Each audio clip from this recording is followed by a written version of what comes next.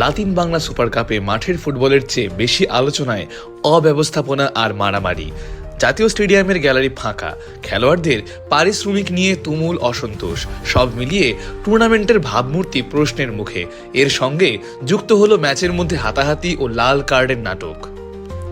আর্জেন্টিনার ক্লাব চার্লোনের বিপক্ষে Bangladesh red green future stars খেলেছে 1-1 গোলের ড্র, কিন্তু ফল নয়, আলোচনায় মূলত 72 মিনিটের সেই উত্তেজনাকর সংঘর্ষ।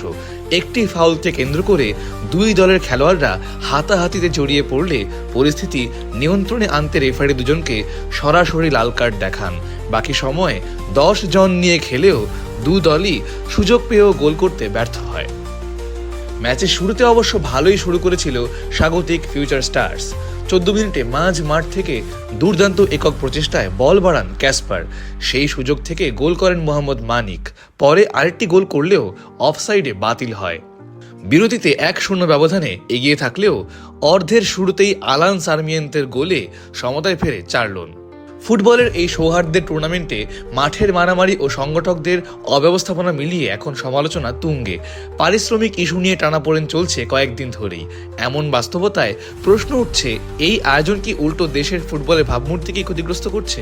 টাকা না দেওয়া ও বিভিন্ন সমন্বয়হীনতার কারণে ব্রাজিল, আর্জেন্টিনার কিংবদন্তি কাফু ও ক্লোদিও কানিজিয়ার না আসা নিয়েও ক্ষোভ বাড়ছে। 11 ডিসেম্বর ব্রাজিল আর্জেন্টিনা দলের ম্যাচ দিয়ে টুর্নামেন্ট শেষ হওয়ার কথা, কিন্তু এর আগেই ব্যবস্থাপনার দুর্বলতায় টুর্নামেন্টের আভিজাত্য প্রায় মাটিতে মিশেছে। এএফ বক্সিং প্রমোশন ইন্টারন্যাশনালের ব্যবস্থাপনা পরিচালক মোহাম্মদ আসাদুজ্জামান বলেন, এভাবে অব্যবস্থাপনা চলতে থাকলে আন্তর্জাতিক পর্যায়ে এমন আয়োজনই প্রশ্নবিদ্ধ হয়ে যাবে।